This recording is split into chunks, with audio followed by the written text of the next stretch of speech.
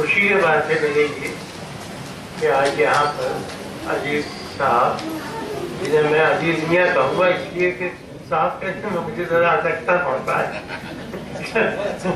ہمارے درمیان یہاں اس وقت موجود ہیں اور ہم انہیں تہنیت دینے کے لیے یہاں پر جمع ہوئے ہیں۔ ظاہر ہے کہ اپنوں میں سے کوئی جب کہیں پہنچتا ہے اور جائز طور پر پہنچتا ہے تو خوشی ہوتی ہے، اور خوشی ہی ایک ایسی چیز ہے جسے انسان کو خود تک محدود نہیں رکھنا چاہیے بلکہ بڑی خلافی کے ساتھ بانٹنا چاہیے۔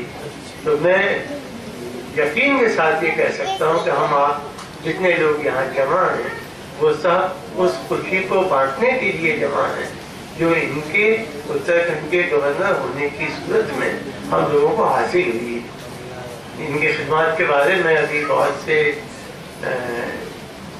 سے اصحاب نے روشنی ڈالی، اور ظاہر ہے کہ اگر میں بھی انہیں گرانے بیٹھا تو شاید جتنی میں ان کی واہواہی کر سکتا ہوں یا جتنا ان کے بارے میں کہہ سکتا ہوں وصول کے ساتھ میرا خیال ہے کہ اتنا شاید کوئی اور نہیں کہہ سکے گا، کیونکہ میں نے انہیں تب سے دیکھا ہے کہ پرانے بھوپال میں ایک بات یہ تھی کہ اگر کوئی کسی سے اپنے قریبی تعلقات بتانا چاہتا تھا تو یہ کہتا تھا کہ ان کا ہمارے گھر میں پردہ تھی۔ تو عزیز میاں کا ہمارے گھر میں پردہ نہیں تھا اور ہمارا ان کے گھر میں پردہ نہیں تھا۔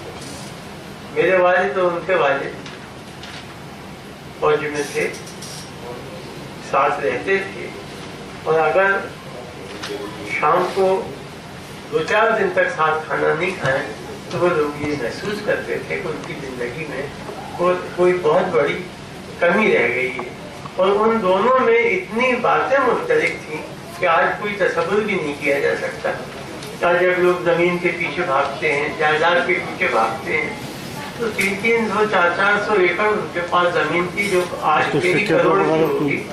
دونوں نے پہلی فرصت میں اسے اپنے سے جدا کیا تاکہ یہ تہمت ان کو بہت دن لگی نہیں رہی۔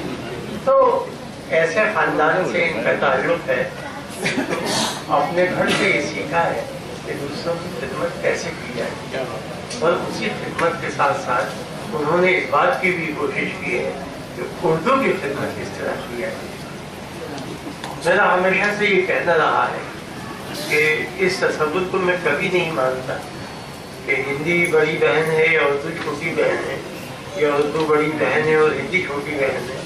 میں سمجھتا ہوں کہ جس طرح جڑواں بھائی بہن ہوتے ہیں اسی طرح یہ دونوں زبانیں جڑواں۔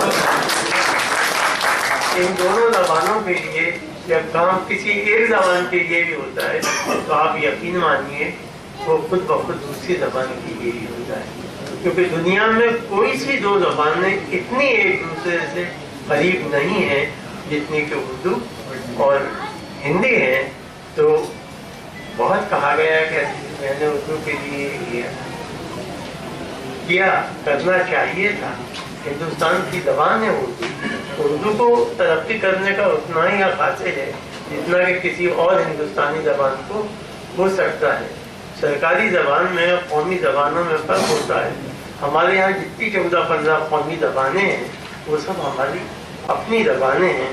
یہ دوسری بات ہے کہ وہ مختلف علاقوں میں بولی جاتی ہیں، لیکن اردو اور ہندی دو ایسی زبانیں ہیں جو ہندوستان کے ہر علاقے میں بولی جاتی ہیں۔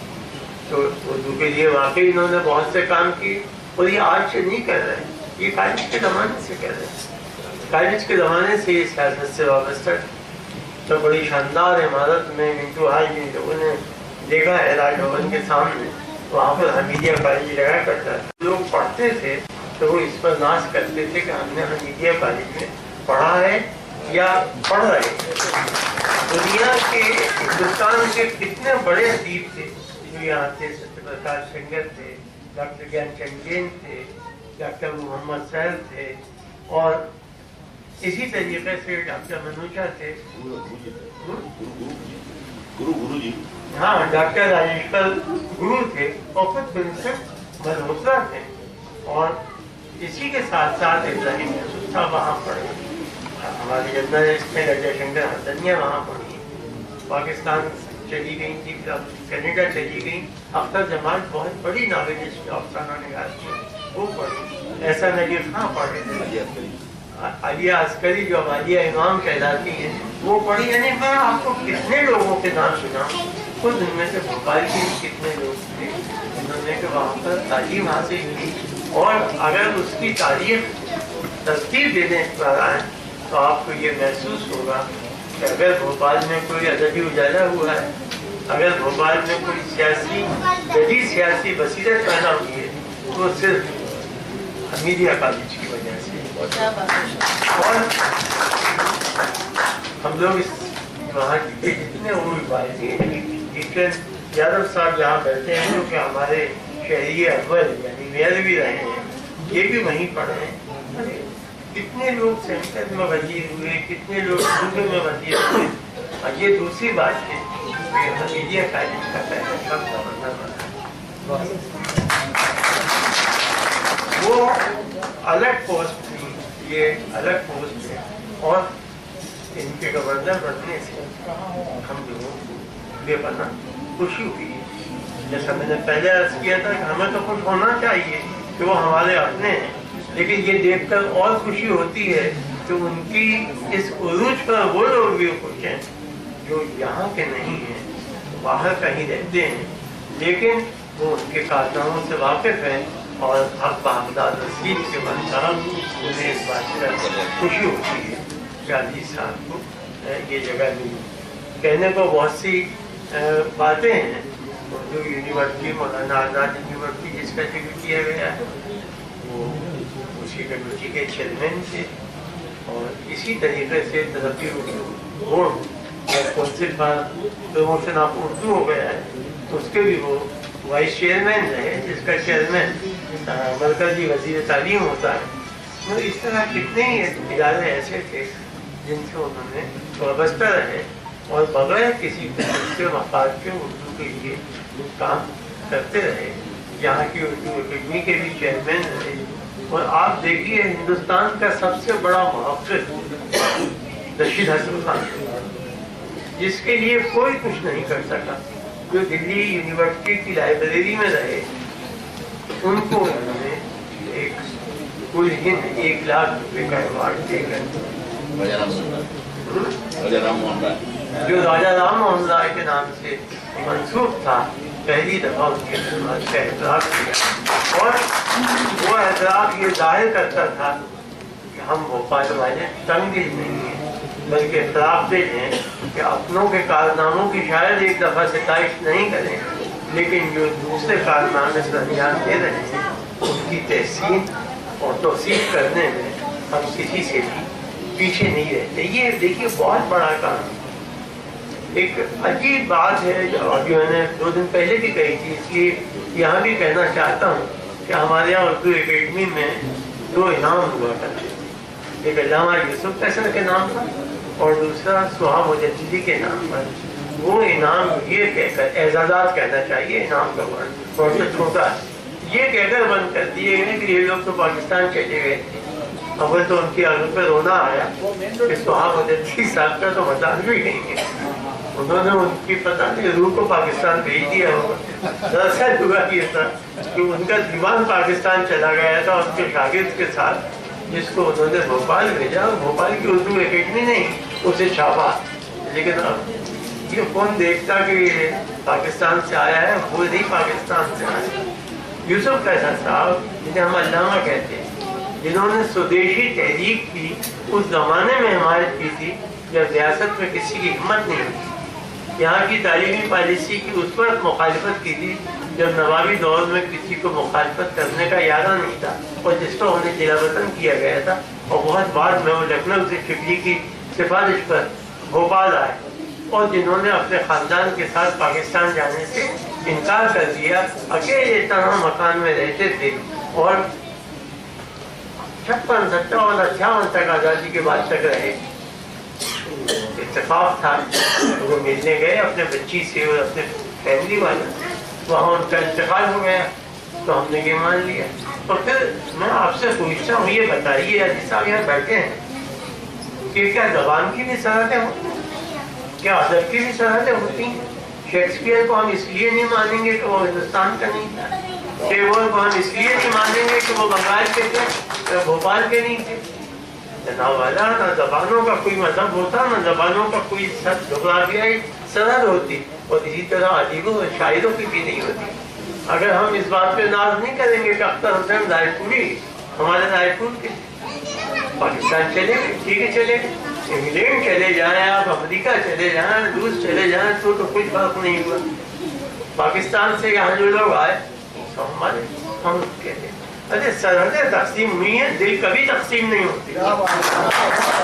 وہ لوگ جو دلوں کو تقسیم کرتے ہیں، سمجھ لیجیے کہ نہ وہ اپنے ملک کے دوست ہیں نہ کسی دوسرے ملک کے دوست۔ مجھے خوشی ہوتی ہے کہ اس تنگدلی کے خلاف انہوں نے ہمیشہ جہاد کیا ہے، نوز آزما رہے ہیں، اور آج بھی یہ بغیر کسی قسم کے تحفظ ذہنی کے۔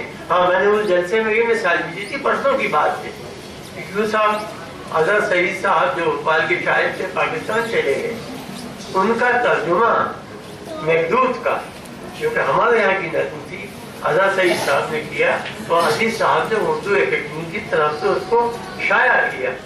تو ایک وہ ضرورت ہوتی ہے، اور ایک یہ میں کوئی ایسا لفظ مجھے ضرورت مل نہیں رہا ہے کہ اس کی میں اس کے بارے میں کچھ کہہ سکوں کہ یہ کون سا جذبہ ہے جو کسی کو کچھ کہہ دیتا ہے، کسی کو کچھ کہہ دیتا ہے، اور یہ سب جو ہیں بیکار ہیں، انہیں ہونا چاہیے۔ بلکہ آپ دیکھیے جب فیض صاحب کا پہلی دفعہ بھوپال میں استقبال ہوا ہے تو اس وقت سکلیٹا صاحب چیف منسٹر تھے، اور سکلیٹا صاحب نے صرف اردو اکیڈمی کی طرف سے ان کا استقبال نہیں کیا تھا، بھوپال کی جتنی بھی کلچرل، تہذیبی، سانسکرتک جماعتیں تھیں ان سب کی طرف سے کیا تھا۔ اور وہ تو یہ کر سکتے ہیں، دوسروں کو بھی سوچنا چاہیے کہ اچھی چیزوں کا سبق لیں، بری باتیں چھوڑیں، تنگ نظری کو چھوڑیں، تنگ دلی کو چھوڑیں، اور اس کے لیے ہم آپ سب یہاں پر موجود ہیں۔ دیکھیے بہت سے وقت بہت ہو جائے گا، مجھے معلوم ہے کل انہوں نے بتایا تھا کہ طبیعت ٹھیک نہیں ہے، آج بھی یہی کیفیت ہے، تو ہم لوگ آپ لوگ لکھتے رہیں گے، دنیا کے بارے میں بہت گفتگو کریں گے۔ میں تو صرف اتنی دعا دے سکتا ہوں کہ میرے خاندان کے فرد ہیں، میری فیملی کا ایک حصہ ہیں، صحت مند رہیں، تندرست رہیں، اور یہ اصولوں کے لیے زندگی بھر کو جدوجہد کرتے رہیں، پابندی کے ساتھ، بغیر کسی قسم کی ستائشوں سے دل کی پرواہ اور تمنا کے اپنے راستے پر چلتے رہیں۔ ان کو میری طرف سے مبارکباد، آپ کی طرف سے مبارکباد، اور ہر اس شخص کی طرف سے مبارکباد جو اچھی لوگوں کو اچھی جگہ پر دیکھنا چاہتا ہے، اس لیے کہ وہ جگہ بھی اچھی ہی رہے، بری نہیں بنے۔ شکریہ۔